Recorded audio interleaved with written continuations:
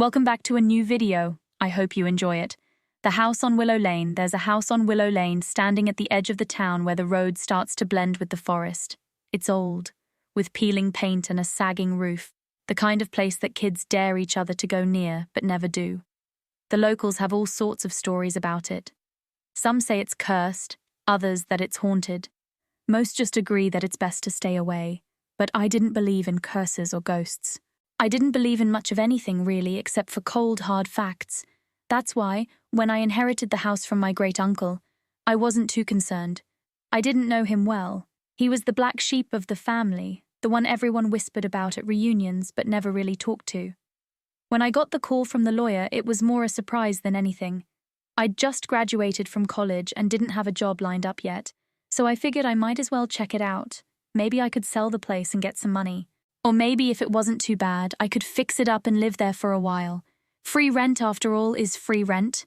The first time I saw the house, it was even worse than I'd imagined. The windows were dark, and the front door hung slightly ajar, as if waiting for someone to push it open. Weeds choked the front yard, and a thick layer of dust coated everything inside. But it wasn't the state of the house that unsettled me. It was the feeling I got when I stepped inside. It felt like the air was heavier, pressing down on me, making it hard to breathe. The silence was thick, almost palpable, and it felt like I was being watched, though I was certain I was alone. I chalked it up to nerves. It was an old house after all, and I was alone in a new place. Of course I was going to feel uneasy, so I got to work. I started cleaning, throwing out the old furniture, scrubbing the floors and patching up the walls. It was hard work, but it felt good. The house slowly but surely started to feel more like mine. But then the dream started. The first one wasn't so bad. I was in the house, but it wasn't the same. The walls were darker, the air colder. I walked through the halls feeling lost, until I reached a door at the end of the hallway. It was a door I hadn't seen before, and when I opened it, there was nothing but darkness beyond. I woke up in a cold sweat, but I figured it was just stress. I'd been working hard after all. The second dream was worse. I was in the house again, but this time I wasn't alone. There was something in the darkness, something watching me, following me as I walked through the halls. I couldn't see it, but I could feel it. Its cold breath on the back of my neck, its eyes boring into my back. I tried to run, but no matter how fast I went, I could still feel it behind me, getting closer and closer until I woke up, gasping for air. I started hearing noises after that. At first it was just creaks and groans, the sounds any old house makes. But then I started hearing footsteps, soft and slow, pacing the hallways at night. I would lie in bed, holding my breath, listening as they came closer and closer to my door. Sometimes I would hear whispering, just on the edge of hearing, like someone was talking just out of sight. But whenever I got up to check, there was nothing there. I told myself it was just my imagination. I was alone in a big empty house. Of course I was going to hear things, but it didn't stop. In fact, it got worse. The footsteps became louder, the whispers more insistent. I started finding things out of place. Doors that I knew I'd closed were open. Objects moved from where I'd left them. Once, I came home to find the front door wide open, though I was sure I'd locked it before I left. And then there was the mirror. I found it in the attic, buried under a pile of old clothes and boxes. It was old, with an ornate wooden frame carved with strange symbols. The glass was cloudy, but when I looked into it, I thought I saw something moving behind me. When I turned around, there was nothing there, but the feeling of being watched was stronger than ever. I didn't want to take it downstairs, but I couldn't leave it where it was either. So I moved it to the guest room and covered it with a sheet. But even then, I could feel it, like the mirror was watching me, even through the walls. That's when I started seeing things out of the corner of my eye, shadows moving in the mirror, faces in the windows. I would turn, but there was never anything there. I was jumpy, paranoid, and I knew I wasn't sleeping well. I started leaving the lights on at night, just to keep the darkness at bay, but it didn't help. If anything, it made it worse. One night I woke up to the sound of something scratching at my bedroom door. It was slow and deliberate, like nails dragging across the wood. My heart was pounding, but I forced myself to get up and open the door. There was nothing there, just the empty hallway. But when I turned back to my room, I saw something that made my blood run cold. The sheet over the mirror was gone. I don't know why I did it, but I walked over to the mirror, compelled to look into it. The glass was clear now, too clear, and I could see myself perfectly. But there was something wrong. My reflection was smiling, even though I wasn't. It was a slow, twisted smile, one that stretched my face in ways it shouldn't. Then it spoke. "I've been waiting for you." The voice wasn't mine, it was deeper, darker, and it echoed in my head, making me dizzy. I stumbled back, tripping over the rug, and when I looked up again, the reflection was gone. It was just me, staring back at myself, pale and terrified. I ran out of the room, out of the house, and into the night. I didn't stop running until I reached the town, until I was surrounded by lights and people. I must have looked insane, but I didn't care. I just needed to get away. I stayed in a motel that night, and the next morning I went back to the house with a few friends. I needed to get my things and leave, and I didn't want to do it alone. When we got there, the house was silent, the air heavy like before, but the mirror was gone. The whole room was empty, as if it had never been there in the first place. I moved out that day. I didn't take anything with me except the clothes on my back. I didn't care about the money or the house. I just wanted to be as far away from it as possible. But it hasn't ended. I still see things out of the corner of my eye, reflections that don't match, shadows that move when they shouldn't. I've started having the dreams again too, and I wake up feeling like something's watching me, like something followed me when I left. And sometimes when I look in the mirror, I catch a glimpse of that twisted smile just for a second before it's gone, but I know it's still there, waiting, watching. It's been a few months now since I left the house, and things have only gotten worse. The nightmares are more vivid, more intense. In them, I'm always back in the house, but it's different every time. Sometimes the walls are covered in black mold that pulses like it's alive. Other times the rooms are filled with decaying furniture, rotting and falling apart before my eyes. But the worst part is the presence. It's always there, lurking in the shadows, following me through the halls. I never see it, but I can feel it. A malevolent force that watches me, waiting for the right moment to strike. In the dreams, I can hear it breathing, a raspy, wet sound that makes my skin crawl. I always wake up just before it catches me, drenched in sweat, my heart pounding so hard I think it might burst. The waking hours are no better. I've started hearing voices, faint whispers that seem to come from nowhere. At first, I thought it was just the wind, or maybe my imagination, but they've become more persistent, more coherent. They call my name over and over, sometimes in a familiar voice, sometimes in one that's twisted and distorted. I've checked everywhere, under the bed, in the closets, even in the attic of my new place, but there's nothing, no explanation. The rational part of my mind insists it's just stress, that I'm still adjusting to everything that's happened. But the fear is something I can't shake. It gnaws at me, growing stronger with each passing day. My friends don't understand. They think I'm overreacting, letting my imagination run wild. "It's just an old house," they say. "You're safe now." But they don't feel what I feel. They don't see what I see. I started seeing a therapist, hoping it might help. I told her everything, from the house to the dreams to the mirror. She listened patiently, taking notes, nodding at the appropriate times. She suggested I might be suffering from post-traumatic stress, that the events at the house had triggered something deep in my subconscious. She recommended medication, meditation, anything to calm my mind. I tried it all, but nothing worked. The mirror, or what was in it, had changed me. I could feel it. I wasn't the same person I was before I inherited that cursed house. Something had been left behind, and it had latched onto me, feeding off my fear, growing stronger with each passing day. A few weeks ago, I decided to research the house, desperate to find some kind of explanation. The history was sparse, almost non-existent. It had been built in the late 1800s by a man named Elias Blackwood, a reclusive scholar with a penchant for the occult. The townsfolk at the time whispered about strange rituals, odd noises, and strange visitors coming and going at all hours of the night. The stories were vague, though, little more than local legends, but there was one incident that stood out: a disappearance. A woman, a young servant who had worked in the house, had vanished without a trace. There were no records of an investigation, no mention of her in any official documents. It was as if she had never existed. Except for one thing. In the attic, Among the few belongings left behind, there had been a journal, partially burnt, filled with ramblings about mirrors, dark reflections, and something trapped within them. The writing became increasingly erratic toward the end, and the last entry was almost unreadable, a single sentence scrawled over and over again. "It's watching, it's waiting." The journal was lost to time, the house falling into disrepair after Blackwood's death. No one wanted it. It passed through a series of owners, each one staying for a short time before abandoning it. My great-uncle had been the last to live there, but he was already old and eccentric by the time he moved in.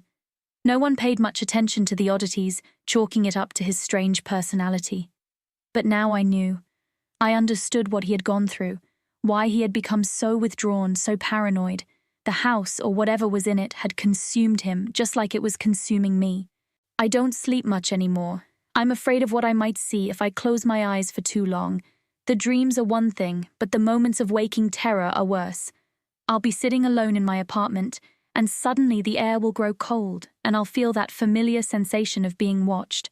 I'll look into the reflection in the window or the screen of my phone, and there it is, that twisted smile, staring back at me. Last week I covered every mirror in my apartment, every reflective surface. It didn't help. I still see it, that other me, lurking just beyond the glass. It's always smiling, always waiting. I'm starting to lose track of time. Days blend into nights, and I can't remember the last time I felt rested or even remotely at peace. My therapist suggested I take some time off work, that I try to disconnect and find some solace. But there is no solace, not anymore.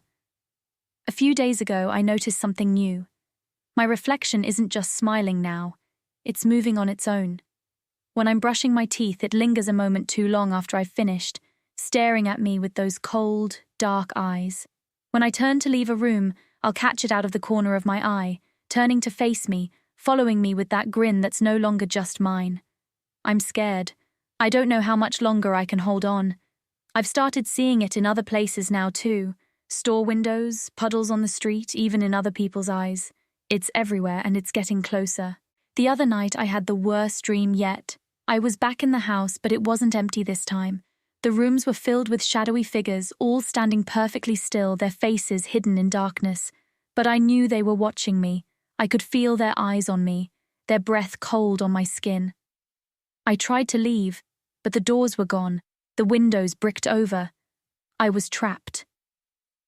The figures started to move, slowly at first, but then faster, closing in on me. I ran, but no matter where I went, they were always there, their whispering voices growing louder and louder until it was all I could hear. They were chanting something, a low, guttural sound that made my skin crawl. And then I saw it, the mirror, standing at the end of the hallway, its surface rippling like water. The figures pushed me toward it, their hands cold and rough as they shoved me closer and closer. I tried to resist, but I was powerless.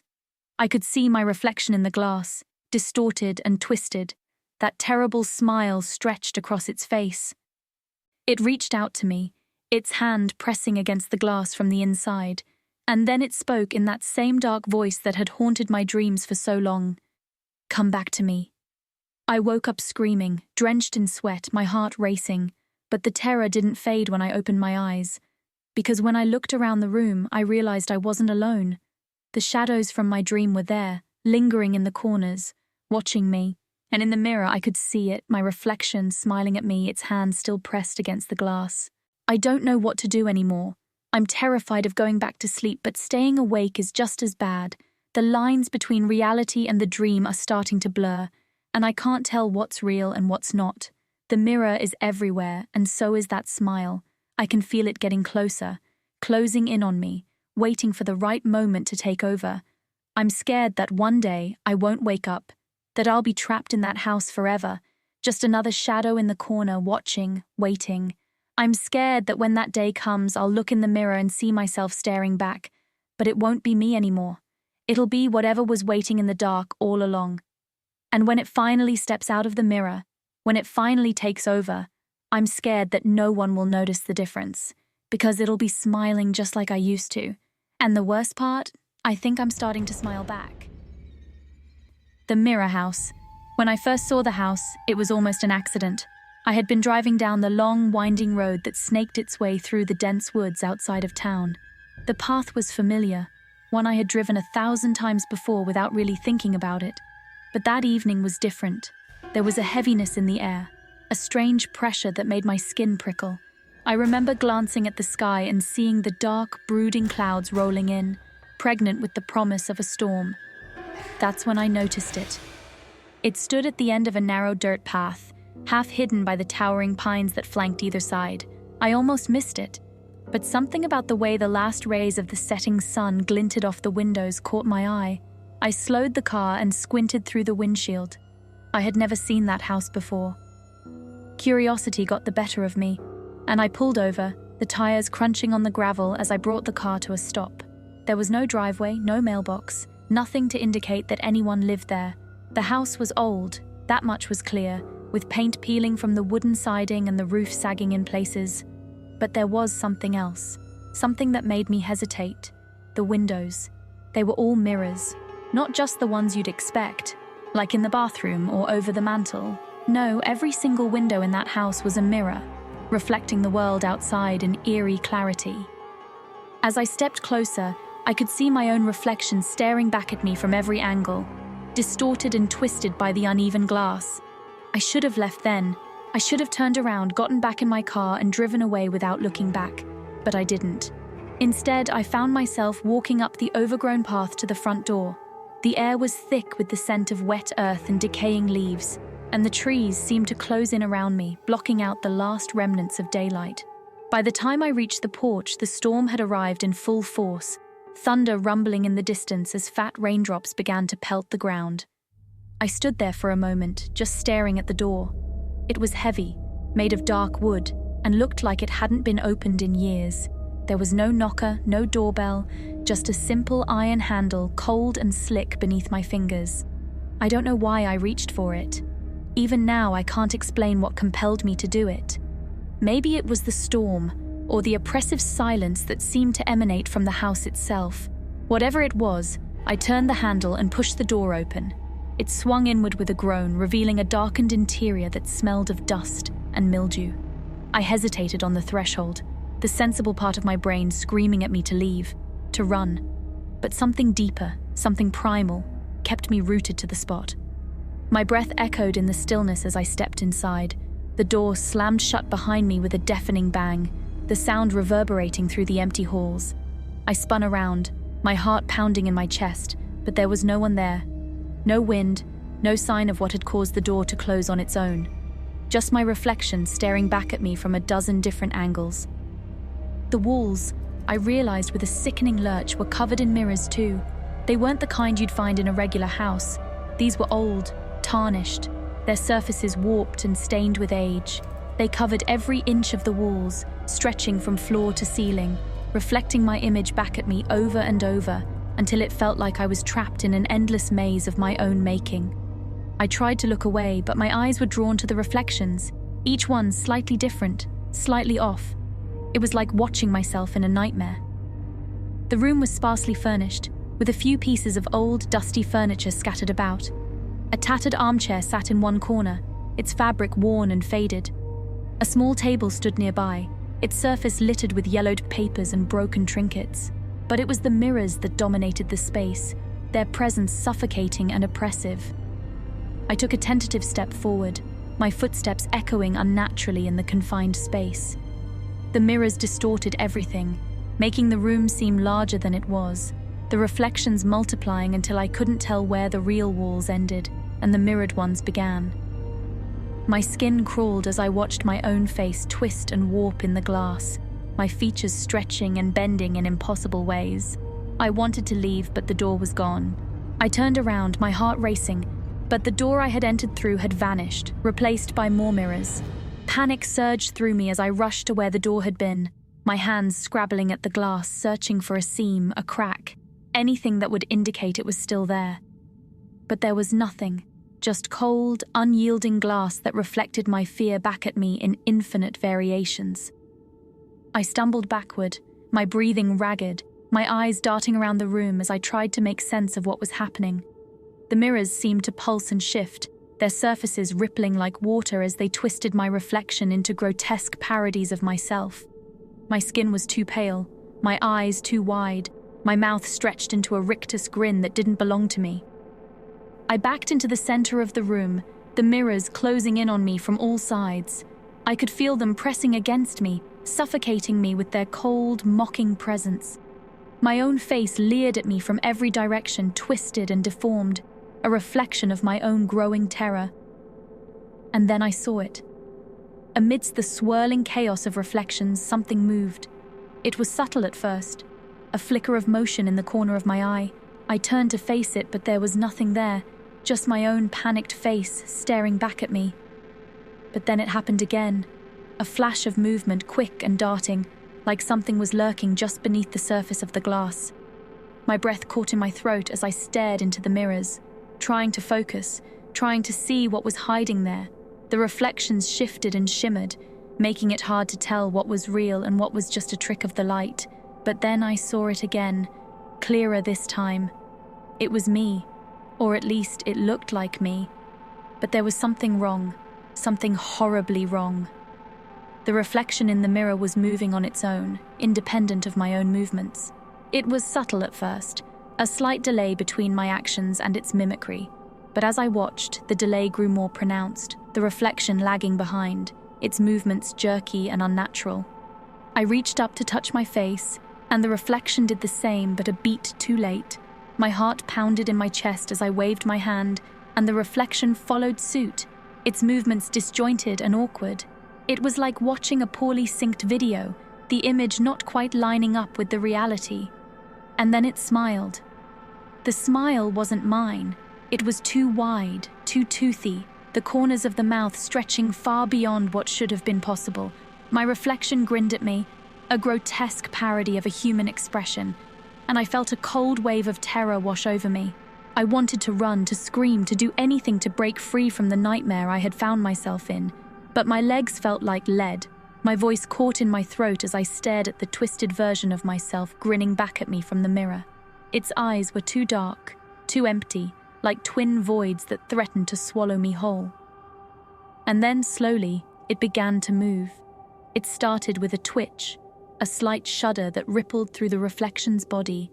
Then, with a sickening lurch, it began to pull itself out of the mirror. The glass rippled like water as the reflection's hand emerged, its fingers long and spindly, the nails black and cracked. I watched in horror as the rest of its body followed, its movements jerky and unnatural, like a marionette being pulled by invisible strings. It was me, but it wasn't. It was taller, its limbs too long, its face stretched and distorted into a grotesque mask. The thing's grin widened as it fully emerged from the mirror, its black eyes locked onto mine with a hunger that made my blood run cold. I wanted to run, to escape, but I was frozen, trapped in place by my own terror. The creature took a step toward me, its movements unnatural and stilted, like it was struggling to control its own body. Its grin never wavered, and I could see the sharp, needle-like teeth behind its lips. "Welcome," it rasped, its voice a low, grating whisper that seemed to echo in my mind. "You've come to the right place." My mind screamed at me to run, to flee from this monstrosity, but my body refused to obey. I could only watch in horror as the thing that wore my face advanced, its eyes gleaming with malice. And then, it lunged. I don't remember how I escaped. One moment, the creature was leaping toward me, its gnarled hands outstretched, and the next, I was stumbling out of the house, gasping for air as the storm raged around me. My car was still there, parked haphazardly by the side of the road, and I threw myself into the driver's seat, my hands shaking so badly I could barely get the key into the ignition.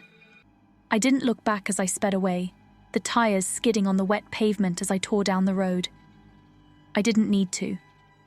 The image of that thing, that twisted reflection, was burned into my mind, its grin seared into my memory like a brand. I drove for hours, the storm following me as I raced through the night, the windshield wipers struggling to keep up with the torrential rain. My heart was pounding in my chest, my thoughts a jumbled mess as I tried to make sense of what had just happened. But no matter how hard I tried, I couldn't shake the feeling that I had just escaped something far worse than death. It wasn't until the first light of dawn began to break over the horizon that I finally pulled over, my hands still trembling as I killed the engine. I was miles from town, parked on the side of an empty road, the dense woods pressing in on either side. I leaned back in the seat, my breath coming in shallow gasps as I tried to calm down. But the terror refused to fade. I kept seeing it, that twisted version of myself, its black eyes staring into mine with a hunger that made my skin crawl. The memory of its grin, that impossibly wide, toothy smile, sent a shiver down my spine. I couldn't shake the feeling that it was still out there, lurking in the shadows, waiting for me to let my guard down. I didn't go back to that road. Not for a long time, I couldn't. The memory of that night haunted me, and I avoided the woods at all costs. I didn't tell anyone what had happened, didn't try to explain the terror that had gripped me so tightly that I couldn't breathe. I knew they wouldn't believe me. Hell, I didn't even believe it myself. But the nightmares were real. They started a few days after that night, creeping into my sleep like a virus. I would wake up in a cold sweat, my heart racing, my mind filled with images of that twisted reflection. It would stand at the foot of my bed, its black eyes gleaming in the darkness as it grinned that horrible, toothy grin. And then it would speak, its voice a low, grating whisper that seemed to echo in my mind. "Welcome back." I would wake up screaming, the sound echoing in the empty room as I bolted upright, my heart pounding in my chest. The dreams were so vivid, so real, that I could still feel the cold sweat on my skin, still hear the creature's voice echoing in my ears. I would lie there for hours, staring at the ceiling, too afraid to close my eyes, too afraid to sleep. The days were no better. I couldn't shake the feeling that I was being watched, that the creature was still out there waiting for me. Every time I passed a mirror, I would catch a glimpse of something moving just out of the corner of my eye, something that shouldn't be there. My own reflection seemed to mock me, its movements just a fraction of a second too slow, its eyes too dark, too empty. It was like the creature had followed me, like it had wormed its way into my mind and was slowly driving me insane. And then, one night, I woke up to find the creature standing at the foot of my bed. This time, it wasn't a dream. I could feel the cold air on my skin, hear the sound of the wind howling outside, smell the damp earth and mildew that clung to its twisted form. It was real, and it was here. My breath caught in my throat as I stared at it, my mind screaming at me to move, to run, but my body frozen in terror. The creature grinned at me, its black eyes gleaming with malice as it took a step forward. The floorboards creaked beneath its weight, the sound like a gunshot in the silence of the room. "Welcome back," it whispered, its voice a low, grating rasp that sent a chill down my spine. I couldn't move, couldn't breathe. I could only watch as the creature advanced, its movements jerky and unnatural, like it was struggling to control its own body. Its grin widened, and I could see the sharp, needle-like teeth behind its lips. And then it lunged. I screamed, the sound ripping from my throat as I scrambled backward, my hands clawing at the sheets as I tried to get away. The creature's hand shot out, its fingers wrapping around my ankle with a grip like iron. I could feel its cold, clammy skin against mine, the sensation sending a wave of nausea through me. "Welcome back," it rasped again, its voice echoing in my mind as it pulled me toward it. Its black eyes locked onto mine with a hunger that made my blood run cold. I kicked out with my free leg, my foot connecting with the creature's face with a sickening crunch. It let out a low, guttural growl, its grip tightening as it yanked me toward it. I could feel its breath on my skin, cold and foul, like the stench of rotting meat. In a blind panic, I reached out and grabbed the lamp from the nightstand, swinging it with all my might. The lamp shattered against the creature's head, sending shards of glass and metal flying through the air. It let out a howl of pain, its grip loosening just enough for me to pull free. I didn't think, I just ran. I tore through the house, my bare feet slapping against the cold, hardwood floors as I fled from the creature. I could hear it behind me, its footsteps heavy and uneven, like it was struggling to keep up. My heart was pounding in my chest, my breath coming in ragged gasps as I stumbled down the stairs and into the living room. The front door was just ahead, but I could hear the creature closing in behind me, its growls growing louder, more desperate. I reached for the door, my hands shaking so badly I could barely turn the handle. But just as I yanked the door open, I felt the creature's hand close around my shoulder. It was cold, so cold it burned, and I could feel the creature's breath on my neck as it leaned in close, its voice a low, grating whisper that sent a shiver down my spine. I ran until my lungs burned, until my legs gave out beneath me and I collapsed to the ground, gasping for air. The woods were silent now, the only sound the pounding of my own heart in my ears. But I knew it wasn't over. The creature was still out there, waiting, watching. It had found me once, and it would find me again. It was only a matter of time, and when it did, I knew it wouldn't let me escape a second time. "Welcome back," it hissed, its black eyes gleaming with malice as it pulled me toward it. In a last desperate attempt, I threw myself forward, ripping free from the creature's grasp and tumbling out onto the porch. I hit the ground hard, the impact knocking the wind out of me as I scrambled to my feet. The creature was right behind me, its black eyes locked onto mine as it reached out with its twisted, gnarled hands. But I didn't stop.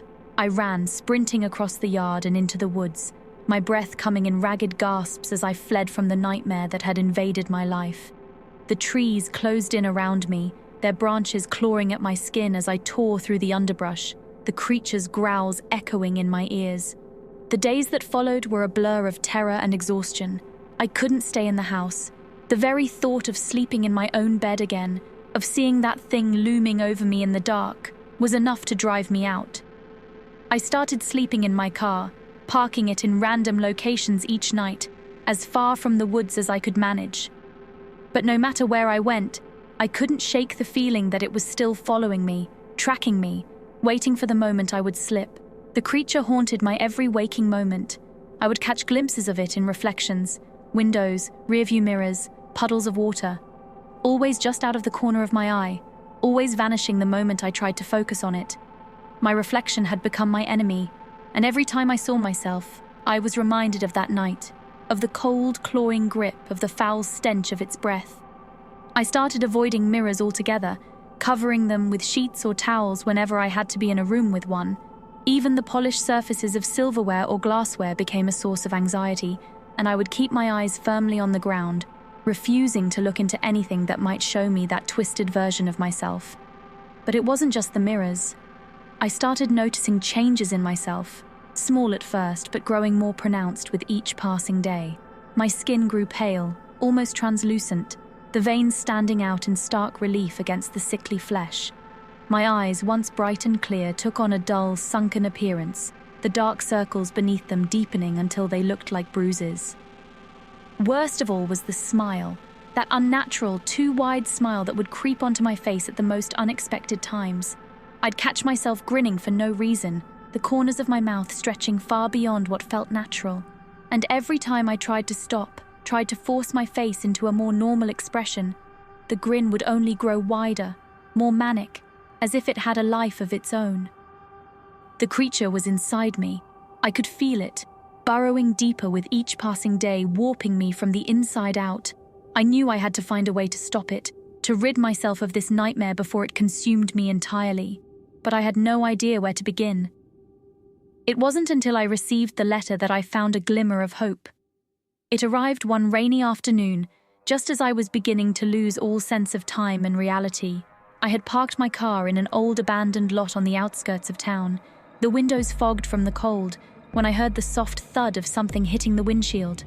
I looked up, my heart skipping a beat as I saw an envelope pressed against the glass, held in place by the relentless rain. Cautiously, I rolled down the window and reached out, my fingers trembling as I plucked the envelope from the glass. There was no return address, no name, just my own address scrawled in an unfamiliar hand. I stared at it for a moment, dread curling in the pit of my stomach. How had it found me? But as I tore open the envelope, a strange sense of calm washed over me. The letter inside was written in the same spidery handwriting. The ink smudged slightly from the dampness. Asterisk, you are not alone. Meet me at the old chapel in the woods. Midnight, bring nothing. There was no signature, no further explanation, just those few cryptic lines. I read them over and over, my mind racing with questions. Who had sent this? And why? Could it be a trap, another cruel trick of the creature that had been tormenting me? Or was it a genuine offer of help, a lifeline in the darkness? I had nothing left to lose. Whatever was happening to me, it was only getting worse, and I knew I couldn't keep running forever. If there was even a chance that this letter could lead me to a way out, I had to take it. The old chapel was a place I hadn't thought about in years. It was a crumbling relic from another time, hidden deep within the woods, long abandoned and forgotten by most of the townsfolk. I had only been there once, as a child, on a dare from some neighborhood kids. The memory of that day was hazy, but I recalled the sense of unease that had settled over me as we'd approached the decrepit building, the way the trees seemed to lean in, as if to shield the chapel from prying eyes. That unease returned tenfold as I made my way through the dark, rain-soaked woods, the trees closing in around me like a living barrier. The path was overgrown, barely visible in the dim light of my flashlight, and the rain had turned the ground to mud, making every step a struggle. But I pressed on, driven by a desperate hope that this meeting might be the key to saving myself. By the time I reached the chapel, my clothes were soaked through, my breath coming in short, ragged gasps. The building was just as I remembered it, old, crumbling, with vines creeping up the walls and the roof sagging in places. The windows, long shattered, stared out like hollow eyes, and the wooden door hung crookedly on its hinges, barely holding on. For a moment I hesitated, the rational part of my mind screaming at me to turn back, to leave this place and never return. But something else, something deeper, urged me forward. I pushed the door open with a creak, stepping into the dark, musty interior. The chapel was empty, save for a few broken pews and a crumbling altar at the far end. The air was thick with the scent of mildew and decay, and I could hear the soft patter of rain dripping through the holes in the roof. My flashlight beam flickered, casting long, eerie shadows that seemed to move on their own. "Hello?" I called out, my voice trembling slightly as it echoed through the empty space. "Is anyone here?" For a moment there was nothing but silence, the only sound the rain and the distant rumble of thunder. But then from the shadows at the far end of the chapel, a figure emerged. At first, I thought it was the creature, come to finish what it had started. But as the figure stepped into the dim light, I saw that it was a man, tall and thin, with a gaunt face and dark hollow eyes. His clothes were old and worn, hanging off his frame like rags, and his skin had the same sickly pallor that I had begun to notice in myself. "You came," he said, his voice a low, gravelly whisper. "I wasn't sure you would." "Who are you?" I asked, my heart pounding in my chest. "Did you send me the letter?" He nodded, his eyes never leaving mine. "I did. I've been watching you ever since that night in the mirror house. I know what you're going through." "How do you know about that?" I demanded, taking a step forward. "What's happening to me? What is that thing?" The man's gaze dropped to the floor, and he let out a long, weary sigh. "It's a curse," he said, his voice barely above a whisper. "A curse that has been passed down through generations, from one unfortunate soul to the next. The house, the mirrors, it's all part of it. The creature you saw, the thing that now haunts you, is a reflection of yourself, twisted by the curse into something dark and malevolent." My mind reeled as I tried to process his words. A curse? Passed down through generations? None of it made any sense, and yet deep down I knew he was telling the truth. "How do I stop it?" I asked, desperation creeping into my voice.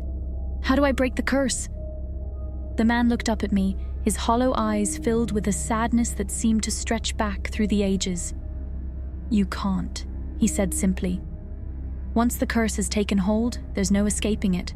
It will consume you, twist you into something like the creature you saw, and when it's done with you, it will move on to the next unfortunate soul." His words hit me like a punch to the gut, and I felt the last remnants of hope drain away, leaving me hollow and empty.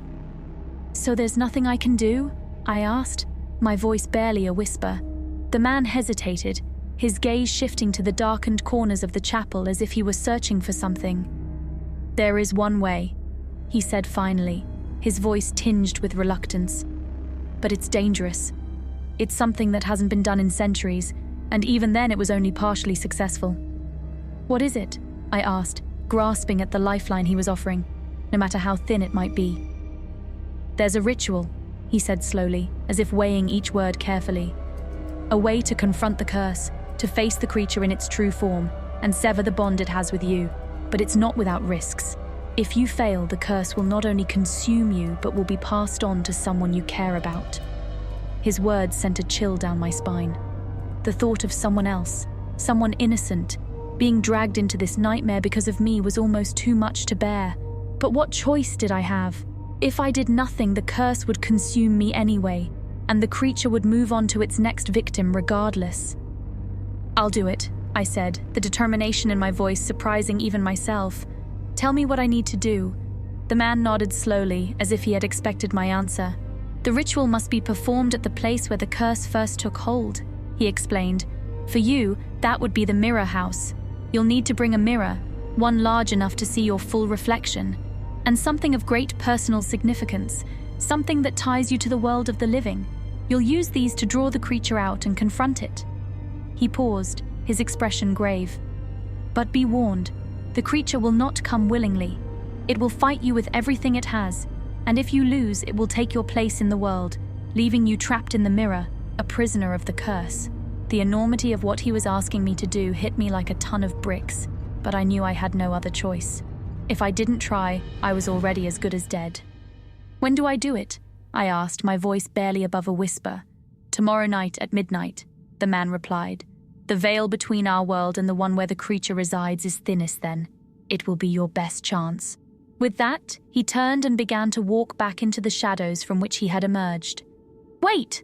I called after him. "What about you? How do you know all of this?" He paused, glancing back at me with a look of deep sorrow. "Because I was once in your position," he said quietly. "I failed."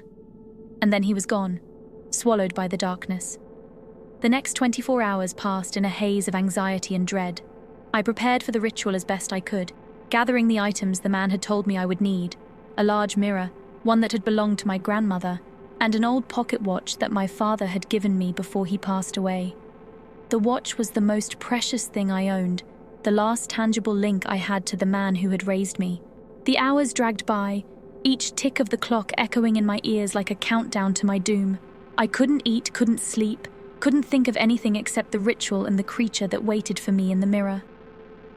My reflection had become a constant source of fear, and every time I caught a glimpse of myself, I half expected to see the creature staring back at me, its black eyes filled with malice. Finally, the appointed hour arrived. I packed the mirror and the pocket watch into my car, my hands trembling as I drove back to the mirror house. The storm that had been threatening all day had finally broken, and the rain came down in sheets, obscuring the road ahead.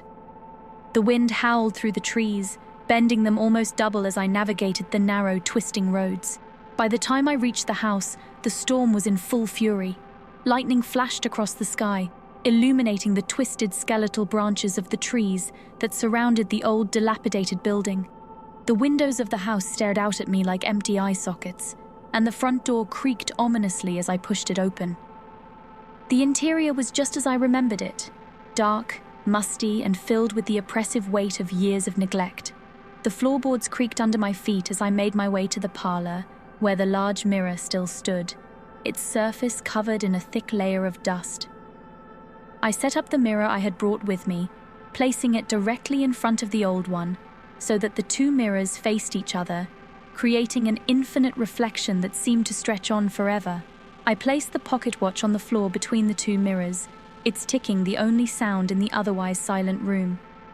My heart was pounding in my chest and my hands were clammy with sweat as I took my place in front of the mirrors, my reflection staring back at me with wide, terrified eyes.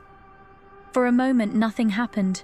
The room was still and silent, the only light coming from the occasional flash of lightning outside. I could hear the rain pounding against the roof, the wind howling through the trees, but inside the house, everything was eerily calm, and then the temperature dropped. It was sudden and intense, like stepping into a walk-in freezer. My breath fogged the air in front of me, and I could see frost beginning to form on the edges of the mirrors. The pocket watch on the floor stopped ticking, its hands frozen in place. The creature had arrived. My reflection in the mirror began to change. At first, it was subtle, just a slight darkening around the eyes, a barely noticeable distortion of the features. But as I watched, horrified, the changes became more pronounced. My skin grew paler, my eyes sunken and hollow, my mouth stretching into that impossibly wide, toothy grin. It was as if the creature was peeling away the layers of my humanity, revealing the monster that lurked beneath. I could feel it now, the presence of the creature in the room with me, its malevolent energy pressing in on me from all sides. It was like a weight on my chest, making it hard to breathe, hard to think. The room seemed to darken around me, the shadows growing longer, deeper, until they threatened to swallow me whole. The creature in the mirror grinned at me, its black eyes gleaming with a hunger that sent a shiver down my spine. And then it began to move. I stood frozen, my heart pounding in my ears as I watched my reflection step out of the mirror. It was me, but not me, a twisted, grotesque version of myself, its movements jerky and unnatural, like a marionette being controlled by unseen strings. Its grin widened as it approached, its black eyes locked onto mine with an intensity that made my blood run cold. "Welcome back," it rasped, its voice a low, grating whisper that echoed through the room. I knew I had to act, had to do something before it was too late. With a trembling hand, I reached down and grabbed the pocket watch from the floor, holding it out in front of me like a shield. The creature hesitated, its grin faltering for just a moment as its gaze shifted to the watch. "Remember who you are," I whispered, my voice shaking with fear. "Remember what ties you to this world." For a moment, the creature seemed to waver, its form flickering like a bad TV signal, but then it let out a low, guttural growl, its grin returning with renewed ferocity. It lunged at me, its hands outstretched, its eyes burning with a malevolent fire. I closed my eyes, bracing for the impact, but it never came. Instead, I felt a strange sensation, like being pulled in two directions at once. My body seemed to stretch, to elongate, as if I were being sucked into the mirror, into the infinite reflections that stretched out before me. I opened my eyes and found myself standing in a vast, empty void. The ground beneath my feet was solid but featureless, stretching out in all directions as far as the eye could see. The sky was a deep, endless black, without stars or any source of light. I turned around, searching for the creature, but there was nothing, only the vast, empty expanse stretching out in all directions. My breath echoed in my ears, loud in the stillness, and I realized that I was completely alone. But then, in the distance, I saw something.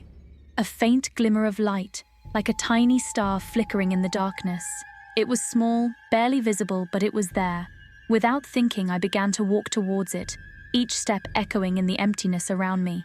The light grew brighter as I approached, and I could feel a warmth emanating from it, chasing away the chill that had settled deep in my bones. As I drew closer, the light took shape, forming into a doorway, a way out. I reached for it, my hand trembling as I touched the surface. It was warm, solid, and I could feel the pulse of life on the other side. With a deep breath, I stepped through the door, leaving the void behind.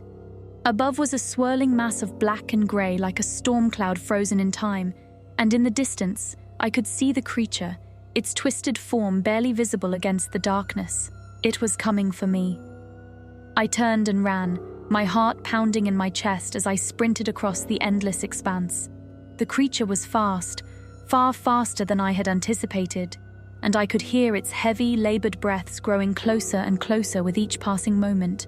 The ground beneath me seemed to shift and warp, making it difficult to keep my balance, but I forced myself to keep going, knowing that if I stopped, I was as good as dead. But no matter how fast I ran, I couldn't escape it. The creature was relentless, its twisted form gaining on me with every step. I could feel its presence, like a cold hand gripping the back of my neck, pulling me back, dragging me down into the darkness.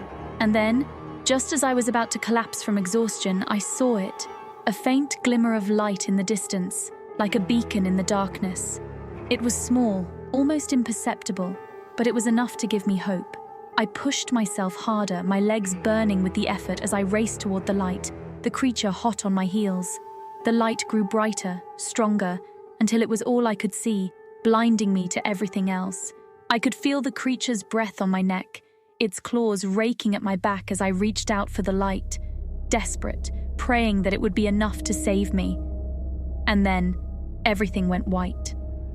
I awoke to the sound of rain. For a moment I was disoriented, unsure of where I was or how I had gotten there. But as my vision cleared, I realized that I was lying on the floor of the mirror house, my body soaked through from the rain that was pouring in through the broken windows.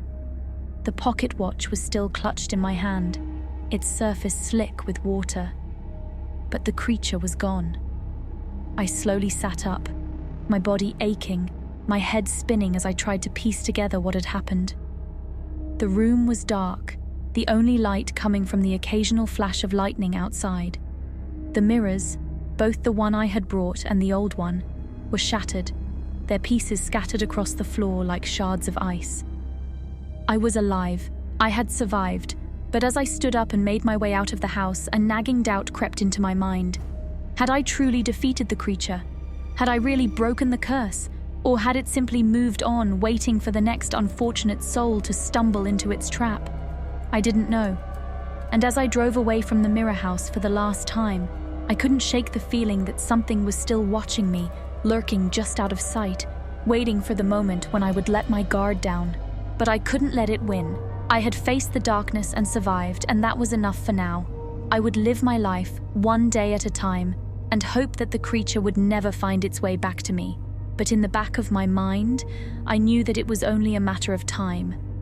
The curse was not so easily broken, and someday, somehow, it would return. Until then, I would keep my mirrors covered, and I would never, ever smile again. Thank you so much for watching. Please consider the strange disappearance of Charlie Mason, a quiet man who lived on the outskirts of Coldwater, a remote town nestled in the thick forests of the Pacific Northwest. Coldwater was a town where everyone knew each other, where secrets were few and mysteries were rarer still. So when Charlie vanished without a trace, it sent ripples of fear through the close-knit community. Charlie was a recluse, a man who had lived alone for years after his wife died in a car accident. His house, a crumbling cabin deep in the woods, was barely more than a shack, surrounded by the dense forest that most townsfolk avoided. The trees there grew too close together, the underbrush was thick and tangled, and the locals whispered that the woods were cursed. It was October when Charlie disappeared.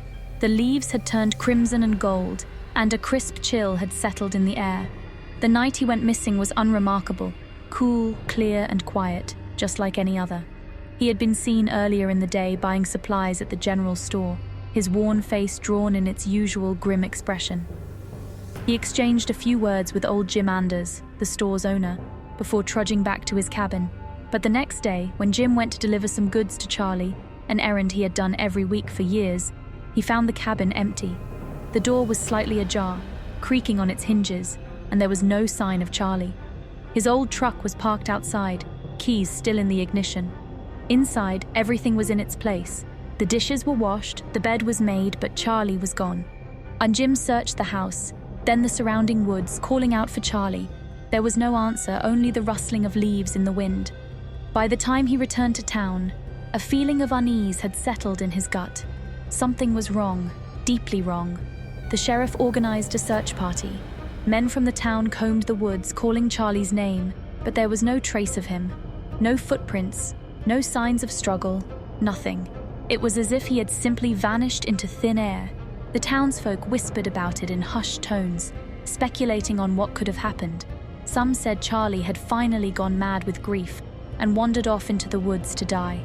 Others believed he had run away, though there was no reason why he would. But a few, the ones who remembered the old stories, spoke of something darker. They talked about the Hollow Ones. The legend of the Hollow Ones was an old tale, one that had been passed down through generations in Coldwater. It was the kind of story told around campfires, a way to scare children into behaving or to explain the unexplainable. Most people dismissed it as just that, a story. But there were those who believed. The tale went that the Hollow Ones were ancient beings, spirits that had once been human but had lost their souls to the forest.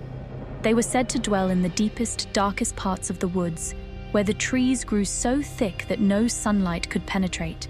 They could take the form of animals, wolves, bears, owls, or even people. But their true form was something else entirely.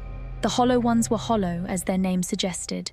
They had no eyes, no mouths, just empty voids where their features should be. They moved silently, effortlessly, and they fed on fear. It was said that they could lure people into the woods with whispers and illusions, trapping them in a never-ending nightmare. Those who were taken by the Hollow Ones were never seen again. It was an old story, born of the fears that people had of the unknown, of the dark, of the wilderness that surrounded them. But as the days passed after Charlie's disappearance, the old fears began to resurface. People started to see things in the woods, shadows that moved on their own, figures standing just out of sight, disappearing when approached. At night, they heard whispers, voices calling their names from the trees. The wind carried strange sounds, like distant laughter or crying, and there was the constant feeling of being watched, of something lurking just beyond the edge of the light. The search for Charlie was eventually called off. The sheriff, a practical man, chalked it up to an unfortunate accident. Maybe Charlie had gotten lost in the woods, or maybe he had fallen and hurt himself somewhere out of sight. But deep down, everyone knew that something else had happened. Something unnatural. The fear began to spread. It wasn't just Charlie's disappearance anymore, it was the woods themselves. People began to avoid them even during the day. The forest, once a place of refuge and beauty, had become a source of dread. There were stories, news stories, of strange things happening to those who ventured too far into the trees. Animals acting strangely, behaving aggressively or not at all like they should. Dogs howling at night, refusing to go near the forest. Livestock found mutilated as if by some wild beast, though no tracks were ever found. Then there were the sightings. People claimed to have seen figures moving among the trees, tall, thin, and impossibly fast. They would catch glimpses of them out of the corners of their eyes, but when they turned to look, there was nothing there. The figures would stand at the edge of the woods, just beyond the last row of trees, watching. The whispers grew louder too. People would hear them at night, calling their names, urging them to come into the woods. Some claimed the voices belonged to their loved ones, family members who had died years ago. Others said they heard Charlie begging for help. Despite the growing fear, there were those who refused to believe in the old legends. The town's pastor, Father Michael, was one of them. He was a stern, no-nonsense man who preached about the dangers of superstition and fear. To him, the Hollow Ones were nothing more than a story used to explain away the unfortunate accidents and tragedies that befell the town. But even he couldn't ignore the growing unease that gripped Coldwater. It all came to a head one cold, moonless night in late October. It was the night that Maggie Carter disappeared. Maggie was a young woman, barely 22, with a bright future ahead of her. She had been engaged to Tom Reed, the son of one of the town's wealthiest families, and they were planning to marry in the spring. Maggie was beloved by everyone in Coldwater. She was kind, beautiful, and full of life. Her disappearance shook the town to its core. That night, Tom had gone to Maggie's house to visit her, as he did every evening. The Carters lived at the edge of town, their property backing up to the forest. Tom arrived at dusk, just as the last light was fading from the sky. When he knocked on the door, there was no answer. Frowning, Tom tried the door and found it unlocked. He stepped inside, calling out for Maggie. The house was dark and silent. The fire in the hearth had burned down to embers, casting faint, flickering shadows on the walls. Tom's unease grew as he walked through the house, calling Maggie's name. There was no sign of her, or of her parents. Then he heard it, a faint sound coming from outside, a whisper just beyond the window. Tom turned, his heart pounding. He went to the window and peered out into the night. The forest loomed at the edge of the yard, the trees dark and menacing. For a moment, he thought he saw something move among the trees, but it was too dark to be sure. And then he heard it again, a voice, soft and pleading, coming from the woods. "Tom!" It was Maggie's voice. It was... Tom's blood ran cold. Without thinking, he rushed outside, calling her name. The voice called to him again, leading him toward the forest. He could see her now. Just a glimpse, a flash of white fabric among the trees. Maggie standing in the woods, her back turned to him.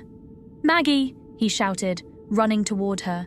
But as he entered the forest, the air grew colder, and the darkness seemed to close in around him.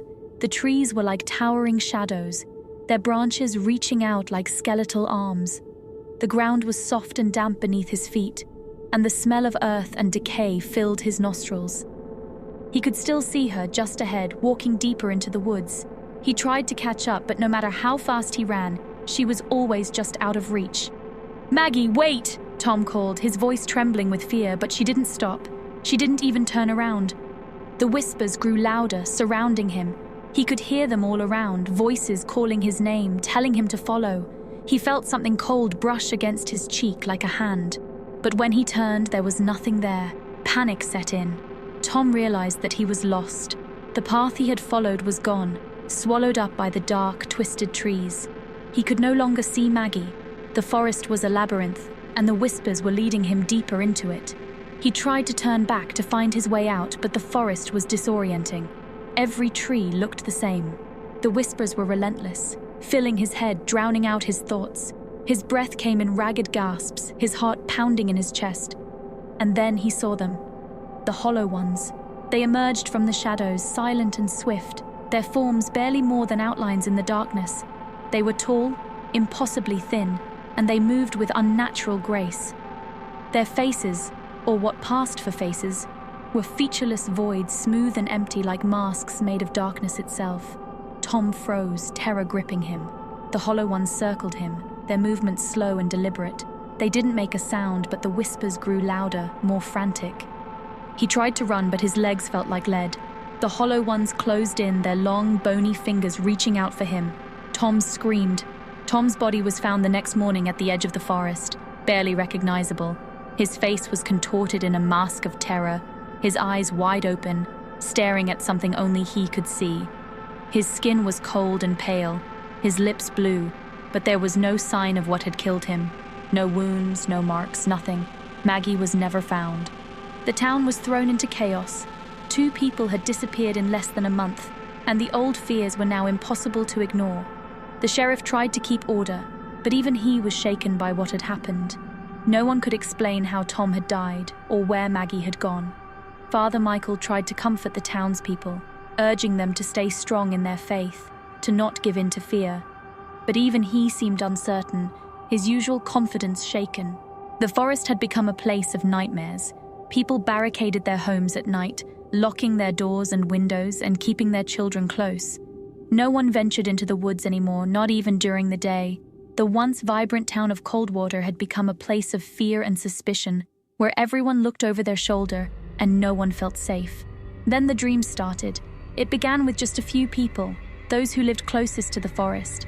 They reported vivid, terrifying dreams that left them shaken and exhausted.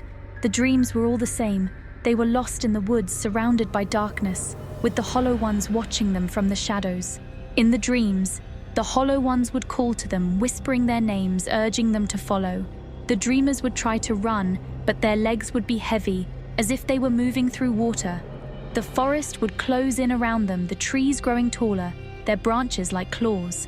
And just as the hollow ones reached out to grab them, they would wake up, drenched in sweat, their hearts racing. The dreams grew more frequent, spreading like a contagion through the town. Soon everyone was having them. Even those who had never ventured near the woods found themselves haunted by the same nightmare. The town's doctor, Dr. Emily Hayes, tried to find a logical explanation, attributing it to stress and mass hysteria. But deep down, she knew it was something more. The dreams were too real, too specific, to be mere coincidence. People began to lose sleep, their fear of the night growing with each passing day. The town was on edge, fraying at the seams. The once friendly, tight-knit community was now suspicious and paranoid, each person fearing that they would be the next to disappear. And Father Michael, desperate to save his flock, organized nightly vigils at the church. The townspeople gathered together, seeking comfort in numbers, praying for protection from the evil that lurked in the woods. But the dreams persisted, growing stronger, more vivid. And then one night, Dr. Hayes didn't wake up. Dr. Emily Hayes had been one of the few in town who refused to believe in the supernatural explanations for what was happening. A woman of science, she had dedicated her life to rationality and reason. But even she couldn't deny the terror that gripped her every time she closed her eyes.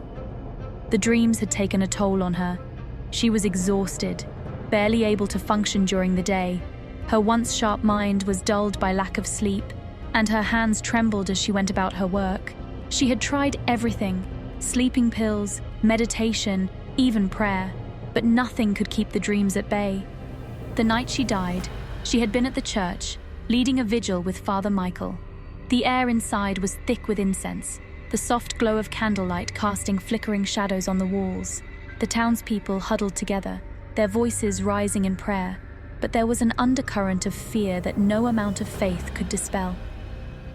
Emily sat near the altar, her head bowed, her hands clasped tightly together. She hadn't slept in days, too afraid of what awaited her in the dark. But exhaustion was a powerful force, and as the hours wore on, she felt herself slipping into unconsciousness. The moment her eyes closed, she was in the forest. The trees towered above her, their branches interlocking to form a canopy that blotted out the sky. The ground beneath her feet was soft and damp, and the air was heavy with the smell of rot. She was alone, the whispers already starting, surrounding her. "Emily?" She turned, her heart racing, but there was no one there. The forest was silent, the only sound her own breathing, but she could feel them, watching, waiting, the hollow ones. They were close, closer than ever before. She could sense them just beyond the edge of her vision. Their presence was like a weight on her chest, pressing down, suffocating her. She tried to run, but her legs wouldn't move. She was trapped, rooted to the spot as the whispers grew louder, more insistent. "Emily!" The trees began to move, their branches twisting and writhing like serpents. The ground beneath her feet shifted, turning into a dark, viscous sludge that sucked at her shoes. The forest was closing in, the darkness swallowing her. And then she saw them. They emerged from the shadows, their hollow faces turned toward her, their bodies moving with an unnatural grace. They circled her, their long, bony fingers reaching out, brushing against her skin. She wanted to scream, to fight, but she couldn't.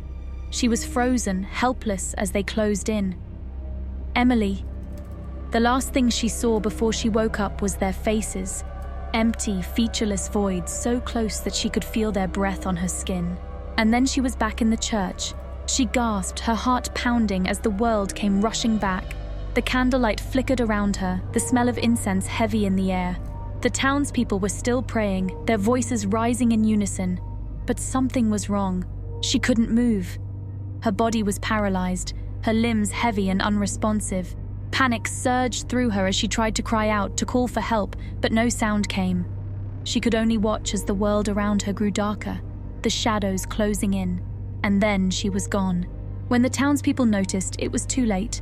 Dr. Emily Hayes was dead, her body slumped in her seat, her face frozen in a mask of terror. Her skin was cold, her lips blue, but there was no sign of what had killed her. The dreams had claimed their first victim. After Dr. Hayes' death, the town of Coldwater spiraled into chaos. The fear that had been simmering beneath the surface erupted into full-blown panic. No one felt safe anymore. The church, once a place of refuge, had become a tomb, a place where one of their own had died, right in front of them. The dreams continued, growing more intense, more invasive. People stopped sleeping altogether, too afraid to close their eyes. The lack of rest took its toll, fraying tempers and pushing everyone to the brink. Fights broke out, paranoia ran rampant, and the once tight-knit community began to tear itself apart. And Father Michael, desperate to restore order, called for an emergency town meeting. The church was packed, the air thick with tension. People whispered among themselves, their eyes darting nervously around the room. When Father Michael stepped up to the pulpit, he looked out at the sea of frightened faces, his heart heavy. He had no answers, no solutions, only his faith to guide him. But even that was starting to falter. "My brothers and sisters," he began, his voice trembling slightly, "we are facing a great darkness, a trial of our faith. But we must not give in to fear. We must stand strong, united, and trust in the Lord to guide us through this." A murmur ran through the crowd, some nodding in agreement, others shaking their heads. "But what if it's not just a trial?" someone called out. It was Jim Anders, the owner of the general store. His face was pale, his eyes wide with fear. "What if it's something else, something evil?" Father Michael swallowed hard. "Evil thrives on fear, Jim. It wants to divide us, to make us weak. But we cannot let it. We must have faith." "Faith didn't save Emily," someone else muttered, and the room erupted in whispers. Father Michael raised his hands, trying to calm the crowd. "I know you're scared, we all are. But we must remember that God is with us even in our darkest hour. We must pray. We must pray." A harsh voice cut through the murmur of the crowd. It was Sarah Lawson, a widow who had lost her husband in a logging accident years ago. Her face was drawn, her eyes hard. We prayed for Emily. We prayed for Tom. We prayed for Charlie. And where did that get us? They're all dead and we're next. A ripple of agreement moved through the crowd, fear and anger mingling in the air. Father Michael felt his control slipping, the fragile hold he had on the town's faith starting to break. We cannot abandon our faith now, he pleaded, his voice rising in desperation. We must trust in the Lord's plan. We must stand together or we will fall. But what if this isn't God's plan? Sarah's voice was sharp, filled with a bitterness that echoed through the church. What if this is something else entirely? Something we've brought upon ourselves? The words hung in the air, heavy with implication. The crowd fell silent, the tension thick enough to cut with a knife. Father Michael took a deep breath, trying to steady himself. I don't believe that, he said firmly, though his voice wavered. We are being tested, yes, but we are not alone. We have each other and we have our faith. That is what will see us through. For a moment there was silence. Then, slowly, a few people began to nod, murmuring their agreement. But the fear was still there, lurking beneath the surface, ready to boil over at any moment. The meeting ended with a sense of unease that hung over the town like a dark cloud. People filed out of the church, their faces grim, their minds racing with thoughts they dared not speak aloud. Father Michael watched them go, his heart heavy with doubt. He had always believed in the power of faith, but now, for the first time, he wondered if it would be enough. That night, Father Michael couldn't sleep. The events of the meeting replayed in his mind, the fear and anger in the faces of his congregation haunting him. He had always prided himself on being a rock for the people of Coldwater, a beacon of light in their darkest times. But now, even he felt the creeping tendrils of doubt and fear wrapping around his soul. Unable to find peace, he rose from his bed and dressed, deciding to take a walk to clear his mind. The night was cold and still, the moon hidden behind a thick layer of clouds. The streets of Coldwater were deserted, the houses dark and silent. The only sound was the crunch of his boots on the gravel road. As he walked, Father Michael found himself drawn toward the edge of town, toward the forest. The trees loomed like silent sentinels, their branches swaying gently in the breeze. He stopped at the tree line, staring into the inky blackness beyond. For a long time he stood there, lost in thought. The forest had always been a place of mystery, a place where the natural and the supernatural seemed to blur. He had never believed in the old stories, dismissing them as superstition, but now he wasn't so sure. A rustling sound snapped him out of his reverie. He turned, his heart skipping a beat, but there was nothing there, just the wind, he told himself, though the thought did little to calm his nerves. He was about to turn back when he heard it. A voice, faint and distant, carried on the wind. Father Michael. He froze, his blood running cold. The voice was soft, almost a whisper, but there was something unmistakably familiar about it. Father Michael. It came again, closer this time, sending a shiver down his spine. He took a step back, his eyes scanning the darkness, but he saw nothing. Who's there? He called out, his voice trembling. The only response was the wind, whispering through the trees. Father Michael! This time the voice was right behind him. He spun around, his heart pounding in his chest, but there was no one there. The street was empty, the houses dark. He was alone. Stop this, he said, his voice shaking. Show yourself. A figure stepped out of the shadows. Father Michael gasped, stumbling back. It was a man, tall and thin, with hollow eyes and a face twisted in pain. His clothes were tattered, his skin pale as death. Charlie, Father Michael whispered, his voice barely audible. The figure didn't respond, just stared at him with those empty, hollow eyes. Charlie, is that you? Father Michael took a step forward, his hand reaching out. What happened to you? Where have you been? The figure remained silent, its eyes fixed on him. There was something deeply wrong about it, something that sent a chill down Father Michael's spine. Please, Father Michael pleaded, his voice cracking. Tell me what happened. Let me help you. The figure tilted its head as if considering his words. Then slowly it raised a hand and pointed toward the forest. Father Michael's breath caught in his throat. The forest. It was calling him, drawing him in. He could feel its pull like a dark, irresistible force. "No," he whispered, shaking his head. "I can't." The figure's expression didn't change, its hand still pointing toward the trees. The message was clear. Father Michael took a step back, his mind racing. He had to go, had to find out the truth. But at the same time he was terrified, more afraid than he had ever been in his life. "Why?" he asked, his voice trembling. "Why me?" The figure slowly lowered its hand, its hollow eyes never leaving Father Michael's. "Because you're the only one who can stop it," the figure whispered, its voice barely more than a breath. With that, it turned and walked back into the shadows, disappearing into the night. And Father Michael stood there, his heart pounding in his chest. The forest loomed before him, dark and foreboding. He knew what he had to do, but the thought of it filled him with dread. Slowly, he turned and walked back toward the church. There was no turning back now. He had been given a warning, a chance to stop whatever evil was lurking in the woods. But deep down, he knew it wouldn't be that easy. The next morning, Father Michael gathered what few belongings he thought he might need: his Bible, a flashlight, and a small vial of holy water, and prepared to face the darkness that had taken hold of Coldwater. He knew he couldn't do it alone, so he sought out those who still had faith in him, despite their fears. He found them in the church, a small group of men and women who had been regulars at the vigils. Their faces were drawn and tired, but there was a steely resolve in their eyes. "We need to find out what's really going on," Father Michael told them. "This is more than just a series of tragic events. There's something evil at work here, and it must be stopped." The group nodded in agreement, though the fear in their eyes was evident. They had seen what the forest could do, but they trusted Father Michael, believed in him. "We're with you," Jim Anders said, his voice steady. "But what do we do?" "We go into the forest," Father Michael replied, his voice firm. "We find the source of this evil and we put an end to it." There was a moment of silence as the gravity of his words sank in. They all knew the risks, knew that they might not come back, but they also knew that if they did nothing, the town would be lost. One by one they nodded, their resolve hardening.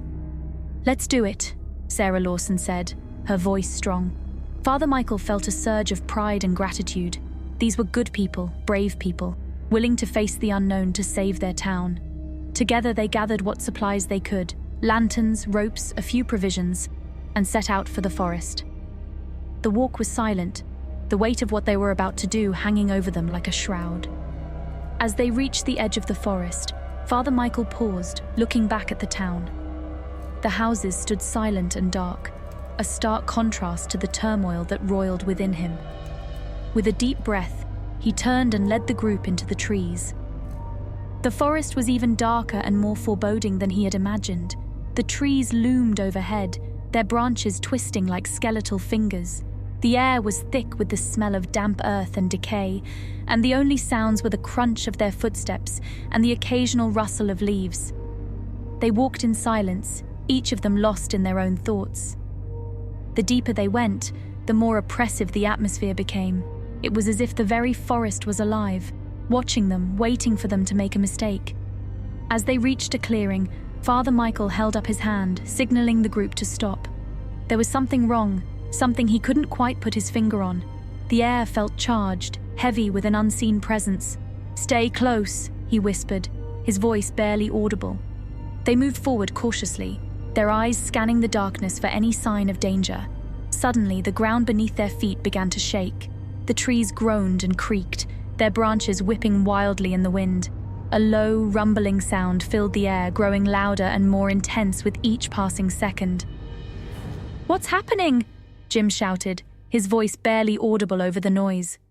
Before Father Michael could answer, the ground split open, a jagged crack snaking its way through the clearing. The group staggered, struggling to keep their balance as the earth beneath them shifted and buckled. A blinding light erupted from the crack, searing their eyes and filling the clearing with an otherworldly glow. The rumbling grew louder, the ground trembling violently as if the very earth was trying to tear itself apart. And Father Michael stumbled back, his heart pounding in his chest. The light was too bright, too intense, burning into his retinas. He shielded his eyes with his arm. but it did little to block out the searing brilliance. Then, as suddenly as it had begun, the rumbling stopped. The light dimmed, fading to a soft, eerie glow.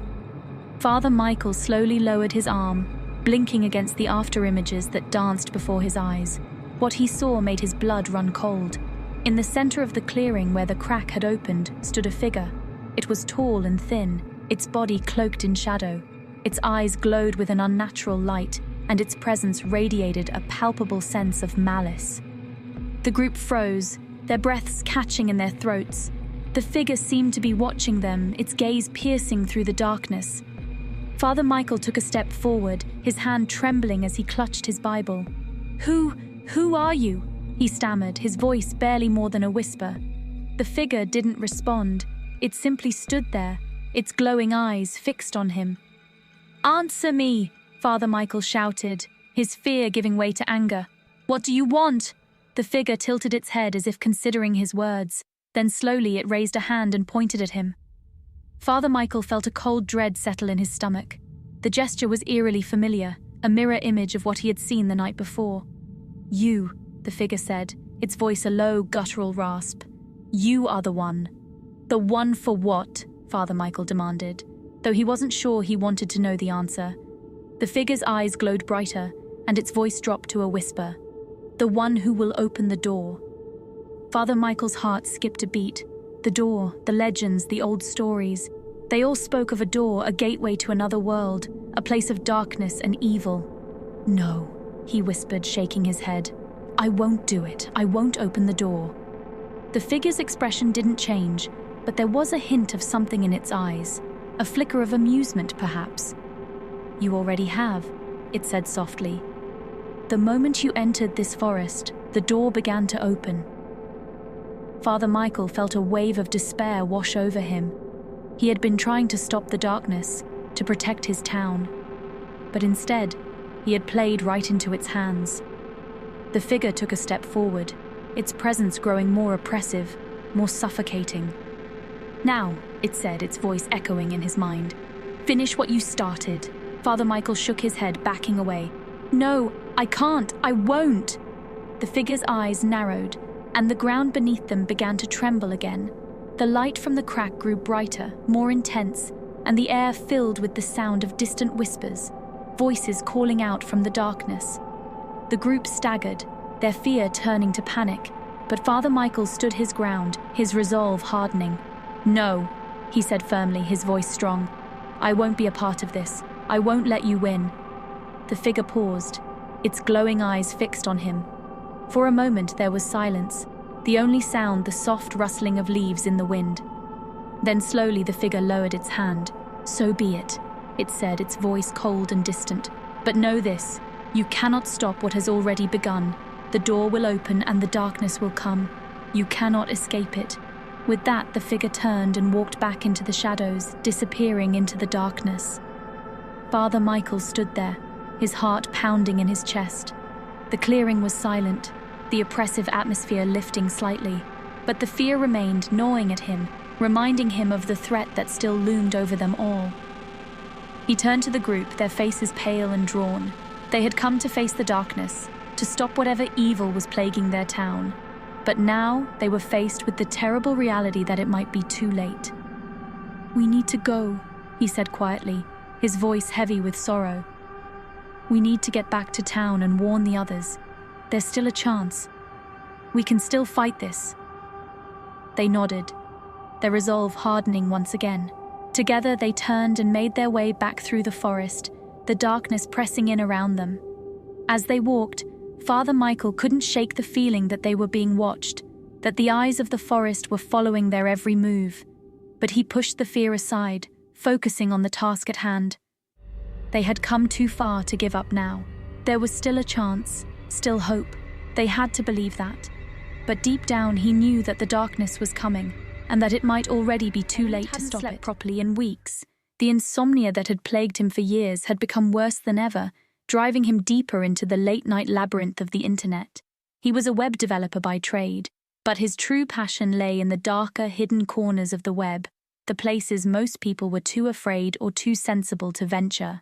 It started innocuously enough, A friend in college had introduced him to the world of hacking, piquing his interest with stories of hidden forums, secret societies, and the kind of information you couldn't find on the surface web. What began as a hobby slowly became an obsession. The thrill of uncovering the unknown, the forbidden, and the dangerous became his escape from the mundane. But like any addiction, Elliot's curiosity demanded more and more. The surface web had long lost its appeal, its contents too sanitized and predictable. Even the deeper layers of the web, the places where illegal activities thrived, had become mundane. He had seen it all: drug markets, human trafficking, hitmen for hire, illegal weapons trades, and more depravity than he cared to recall. None of it fazed him anymore. Elliot was searching for something different, something beyond the usual horrors that the deep web had to offer. He wanted to find the truth behind the rumors, the myths, and the urban legends that surrounded the internet's most hidden corners.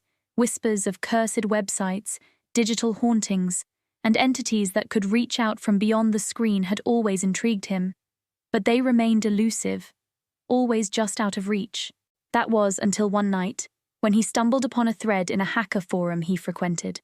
The forum was a hub for discussions on everything from cybersecurity to illegal trades. But the thread that caught his attention was different.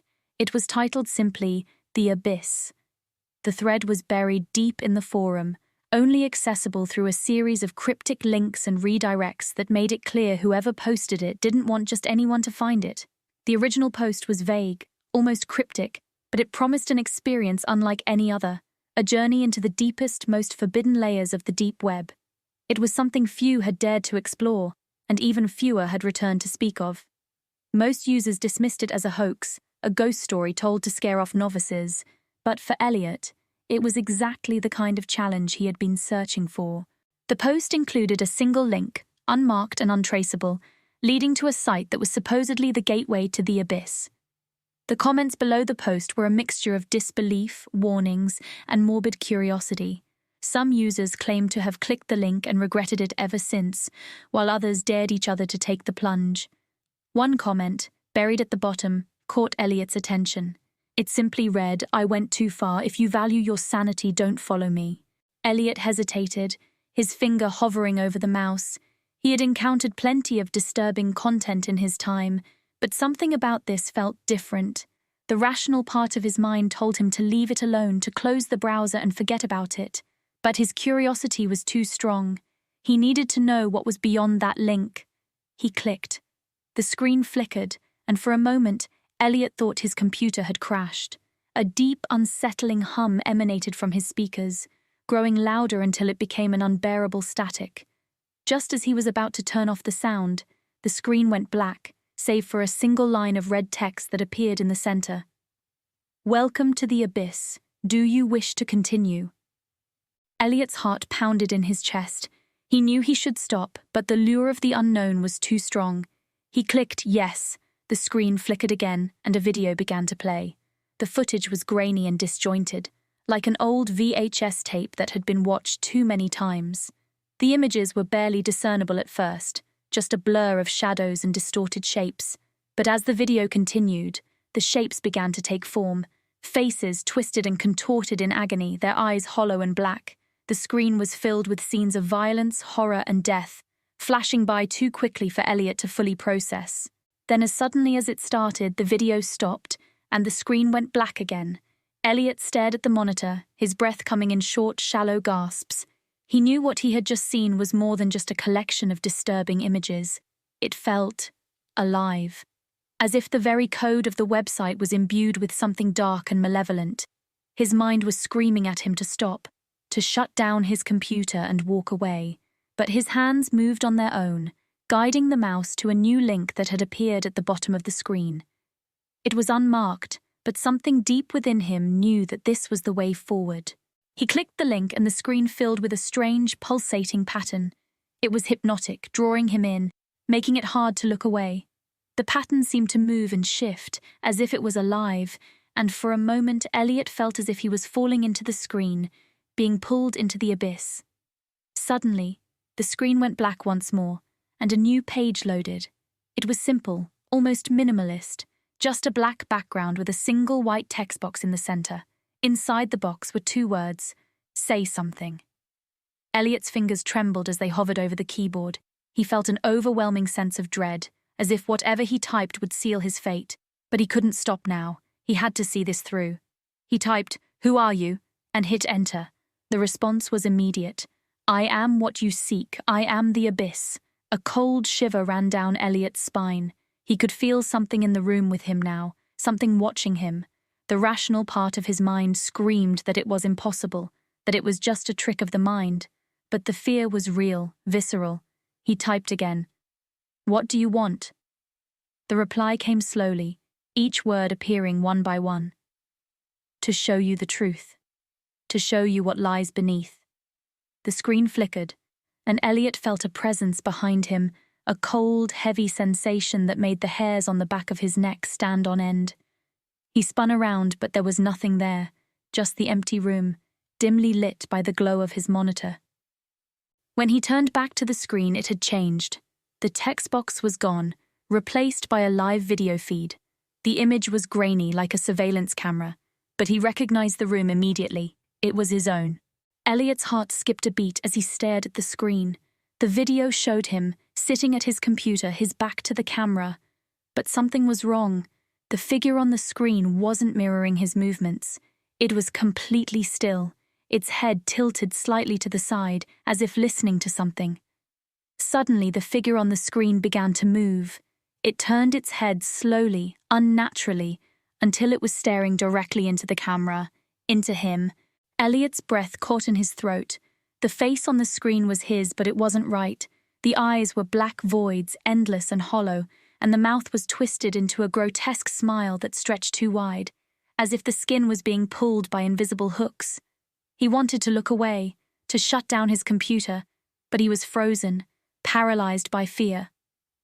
The figure on the screen leaned closer, its face filling the monitor, until all Elliot could see were those empty, hollow eyes. And then it spoke. "I see you, Elliot. I've always seen you." The voice wasn't coming from the computer speakers. It was right behind him. Elliot's blood ran cold. Slowly, with every ounce of courage he could muster, he turned around. The room was empty, but the presence remained. It was there, just out of sight, lurking in the shadows, watching him. He could feel it, cold and malevolent, its gaze boring into him. The fear was so intense it felt like a physical weight, pressing down on his chest, making it hard to breathe. He turned back to the screen, desperate to escape whatever horror was in the room with him. But the live feed was gone, replaced by a single line of text. "Welcome to the abyss. You can never leave." Elliot's screen went black one final time and his computer shut down with a soft click, plunging the room into darkness. For a moment there was silence, broken only by the sound of Elliot's ragged breathing. Then the humming started again, low and barely audible at first, but growing louder with each passing second. It was the same static-filled sound that had accompanied the images from the website, but now it seemed to be coming from all around him, surrounding him, enveloping him in its oppressive noise. He stumbled out of his chair, desperate to escape the sound, but it was everywhere, filling the room, reverberating through his skull. It was like 1,000 voices whispering in unison, their words just out of reach, yet full of malice. He backed into a corner, his eyes darting around the room, searching for the source of the sound, but there was nothing, just the shadows, growing darker and thicker, like they were alive, creeping closer with each passing second. The humming grew louder, more distorted, until it was all he could hear, drowning out his thoughts, his heartbeat, everything. He clapped his hands over his ears, but it did nothing to block out the noise. It was inside his head now, burrowing deep into his mind, driving him to the brink of madness. And then, just as suddenly as it started, the humming stopped. Elliot blinked, disoriented by the sudden silence. The room was still dark, but the oppressive weight of the presence seemed to have lifted. He took a shaky breath, trying to calm his racing heart. Maybe it was over. Maybe it had just been a hallucination, a trick of his sleep-deprived mind. But as his eyes adjusted to the darkness, he saw something that made his blood run cold. In the corner of the room, just barely visible in the dim light, was a figure.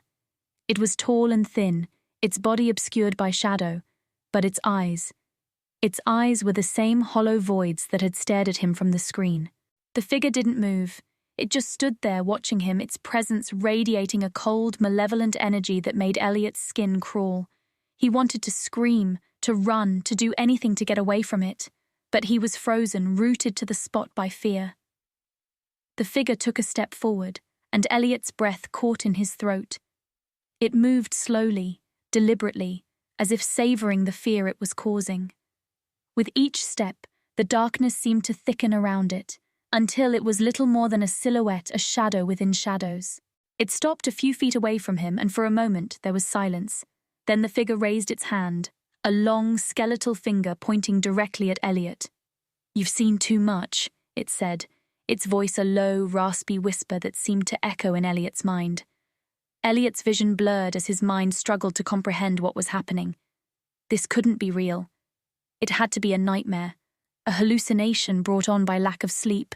But the fear, the cold, the presence, it all felt too real, too tangible to be just a figment of his imagination. The figure took another step forward, its hand still outstretched, its finger still pointing at him. The darkness around it seemed to pulse and writhe like it was alive, feeding off his fear.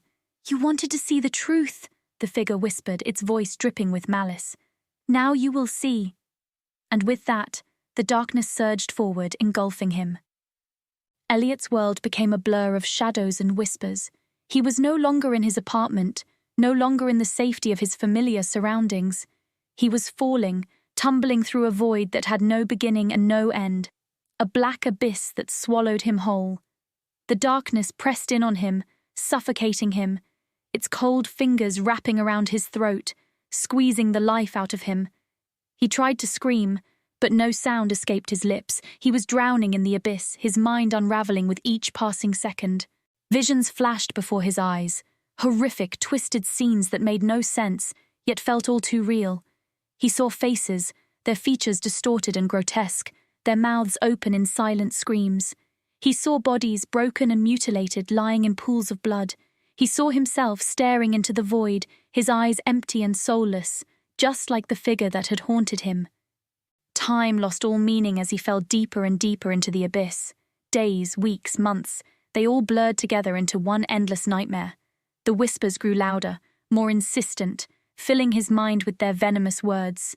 "You're one of us now, Elliot. There's no escape." He tried to fight back, to claw his way out of the darkness, but it was futile. The abyss had him, and it wasn't letting go. His body felt like it was being torn apart, piece by piece, each fragment of his sanity being stripped away until there was nothing left but the darkness.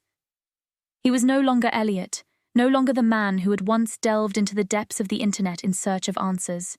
He was a hollow shell, a vessel for the abyss. And then, just as he was about to be consumed completely, the darkness lifted. Elliot found himself lying on the cold, hard floor of his apartment. The shadows that had once filled the room were gone, replaced by the soft, pale light of dawn filtering through the window. The computer screen was dark, the air still and silent, but the presence was still there, lurking in the back of his mind, a shadow that he could never fully escape. He stumbled to his feet, his body aching, his mind foggy. The events of the night before were a blur, a nightmarish memory that felt distant yet all too real. He tried to tell himself it was over, that he had just imagined it all, but deep down he knew the truth. The abyss had shown him what lay beneath the surface, what existed in the darkest corners of the internet, and of his own mind. And he knew with a cold, sick certainty that it wasn't done with him. Days turned into weeks, and Elliot tried to return to his normal life.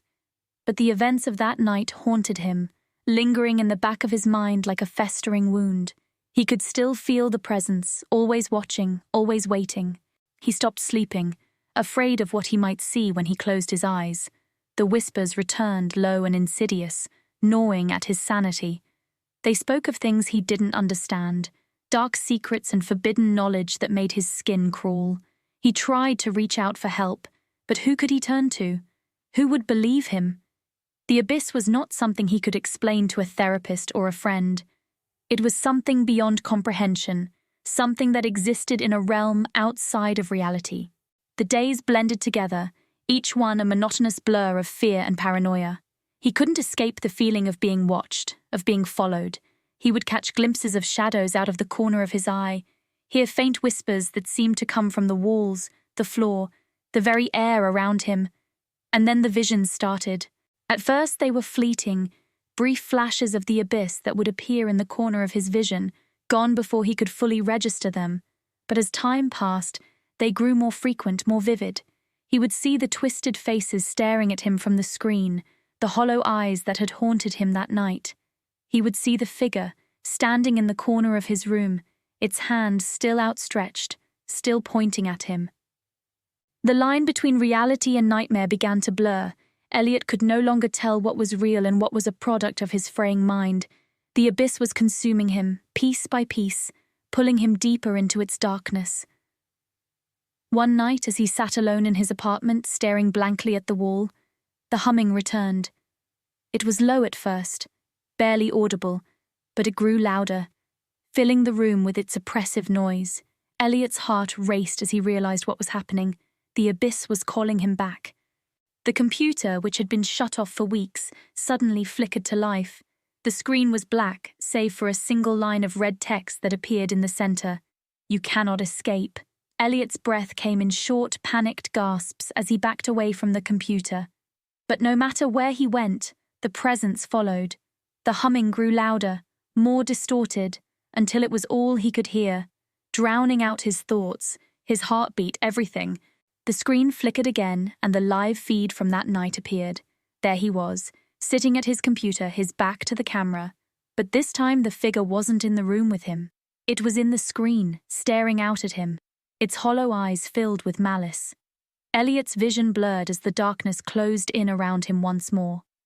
The whispers filled his mind, louder and more insistent than ever. "You belong to us now, Elliot. There is no escape." And as the darkness consumed him, Elliot knew that the abyss had won. Weeks passed and Elliot's disappearance went unnoticed.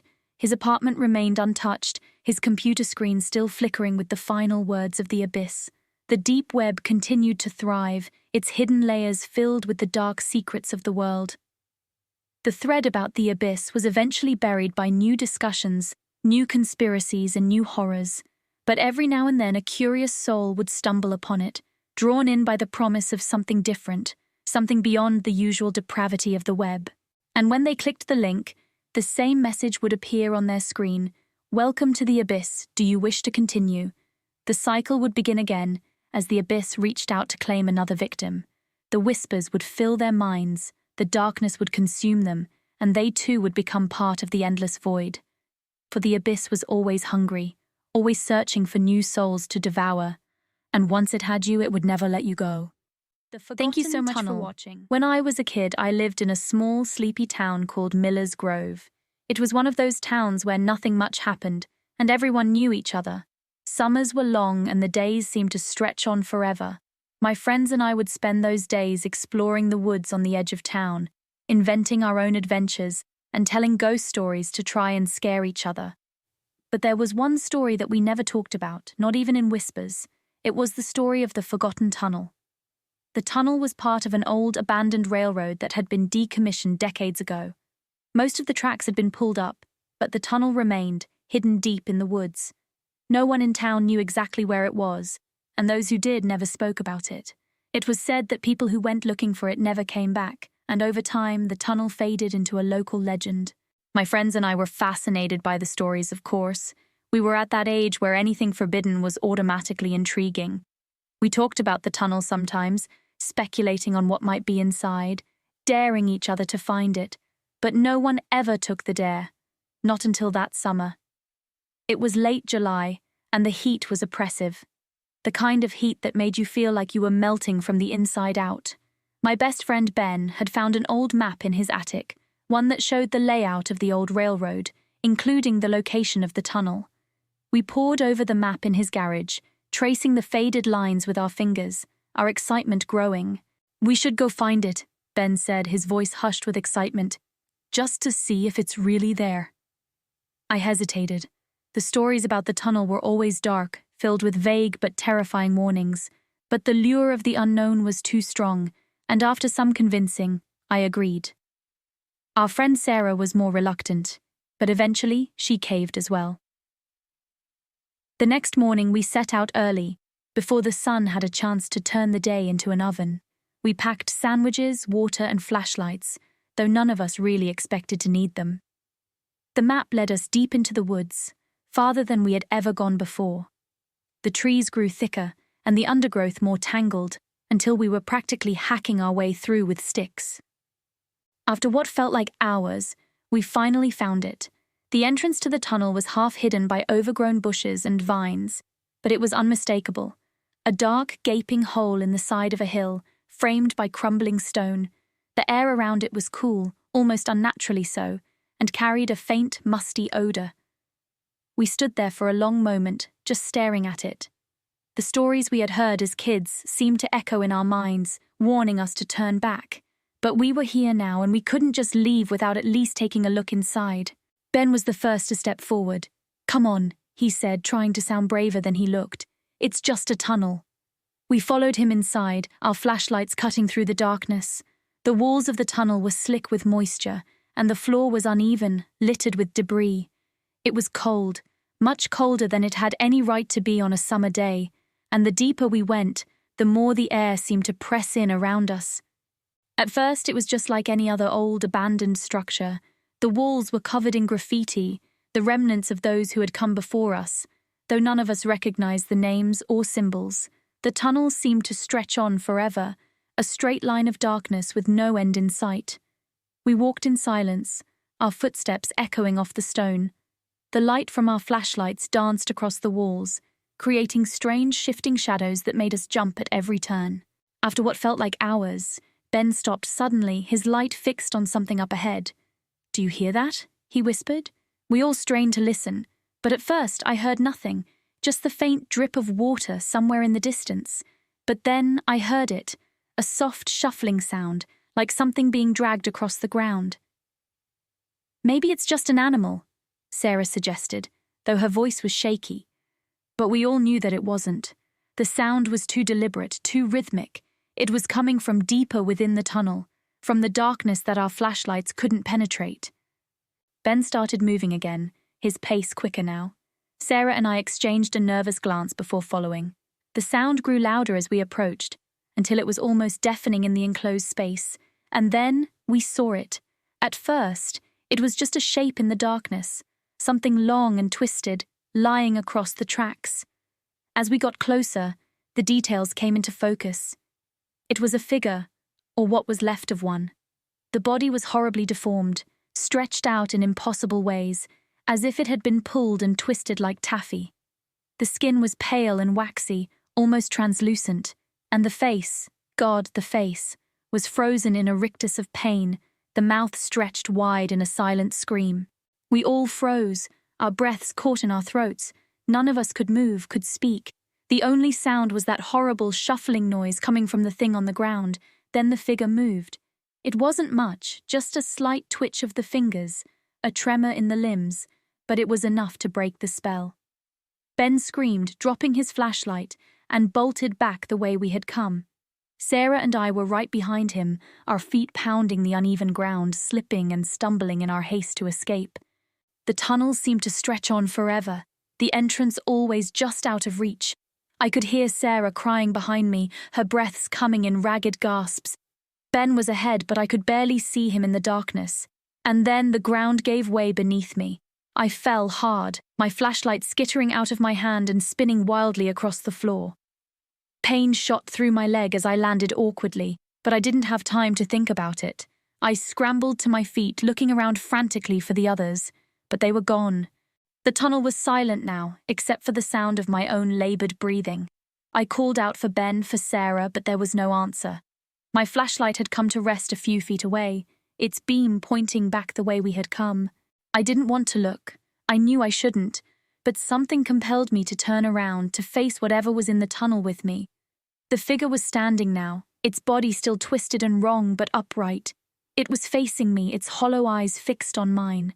And then, slowly, it began to move toward me, that awful shuffling sound echoing off the walls. I don't remember much of what happened next. I know I ran, despite the pain in my leg, despite the terror that threatened to overwhelm me. I ran until I saw the faint light of the tunnel entrance, until I burst out into the bright, blinding sunlight. I didn't stop running until I reached the edge of the woods, where the trees thinned out and I could see the rooftops of the town. Only then did I collapse, gasping for breath, my heart hammering in my chest. Ben and Sarah were waiting for me at the edge of the woods, their faces pale and drawn. None of us spoke as we made our way back to town, our feet dragging in the dirt. We didn't need to. We all knew what we had seen. We never talked about the tunnel again. Not to each other, not to anyone. We didn't need to. The fear was always there, lurking just beneath the surface, a constant reminder of what we had found deep in those woods. As the years passed, we drifted apart. Ben moved away and Sarah and I lost touch after high school. I left Miller's Grove as soon as I could, desperate to put as much distance between myself and that place as possible. But sometimes, late at night, I still hear that sound. That awful shuffling sound, like something being dragged across the ground. And I know that no matter how far I run, how hard I try to forget, the tunnel will always be there, waiting for me to come back, because some things once found can never be forgotten. The first night was uneventful, as these stories often go. I unpacked, set up my bed, and crashed hard after a long day of moving. Max, usually a ball of energy, seemed more subdued than usual. He kept sniffing around the house, ears perked and tail low, but I chalked it up to the new environment. It was the second night when things began to feel off. I was lying in bed, half asleep, when I heard a faint scratching noise. It was soft at first, almost like the wind brushing against the house, but as I lay there, the sound grew more distinct, rhythmic, and deliberate. It seemed to be coming from the wall behind my bed. I sat up, heart pounding, and flicked on the lamp. Max was already awake, standing at the foot of the bed with his ears pointed straight up. His eyes were fixed on the wall, and he let out a low growl. I got up and pressed my ear to the wall, trying to pinpoint the sound, but it had stopped. All I could hear was the sound of my own breathing. The next day, I checked the wall for any signs of damage or pests, but everything seemed normal. I convinced myself it was nothing, probably just the house settling as old houses do. But that night, the scratching returned, louder this time, more insistent, and it wasn't just behind my bed now. I could hear it in the hallway, in the living room, even in the kitchen when I went downstairs to investigate. It was as if the walls themselves were alive with movement. I started to lose sleep, too afraid to close my eyes for fear of what I might hear or see when I opened them. During the day, I tried to distract myself, but I couldn't shake the feeling that I was being watched. I would catch glimpses of movement out of the corner of my eye, only to turn and find nothing there. I stopped inviting people over, too embarrassed to explain why my dog refused to go near certain parts of the house, why he would sit and stare at the walls for hours, growling low in his throat. Then, one night, the scratching stopped. I thought it was over, that whatever it was had finally gone away. But that was when the whispers began. They were faint at first, like a distant conversation just out of earshot. I couldn't make out any words, but there was something about the tone that sent chills down my spine. It was as if the walls were speaking to each other, conspiring against me. I started leaving the TV on at night to drown out the noise, but it didn't help. The whispers grew louder, more urgent, until they were the only thing I could hear. I called an exterminator, but they found no evidence of pests. I had a contractor come out to check for any structural issues, but everything was in order. No one could explain the sounds. The whispers. I tried to leave, to find another place to stay, but something kept pulling me back. It was as if the house had a hold on me, refusing to let me go. One night, as I lay in bed with the covers pulled up to my chin, I felt a cold breeze on my face. I opened my eyes and saw a dark figure standing at the foot of my bed. It was tall, with long, thin limbs and a face that was nothing more than a blank slate. No eyes, no mouth, just a smooth, featureless surface. It reached out to me with one long finger, and I felt an icy touch on my forehead. I wanted to scream, to run, but I was frozen in place, paralyzed by fear. The figure leaned in close, and I could feel its cold breath on my skin. It whispered something in my ear, a single word that sent a jolt of terror through my body. Stay. And then it was gone, leaving me alone in the dark, shaking and drenched in sweat. Max was nowhere to be found. I called out for him, My voice trembling, but there was no answer. I searched the house, every room, every corner, but he was gone. The next morning, I found him in the basement, cowering in a corner, his fur matted and his eyes wide with fear. He refused to come near me, snapping and growling when I tried to approach. I left him there, too afraid to stay any longer. I moved out the next day, leaving everything behind. I didn't care about the furniture, the clothes, or the memories. I just wanted to get as far away from that house as possible. But even now, as I sit in my new apartment, far away from Ashland Street, I can still hear the whispers, the scratching in the walls. And every night, just before I fall asleep, I can feel the cold touch on my forehead, hear that single word echoing in my mind. Stay. I know now that I can never truly leave. The house on Ashland Street will always be a part of me and I a part of it. It's watching, waiting, and one day, I know I'll have to go back, because some houses aren't just homes, they're traps. And once they have you, they never let go.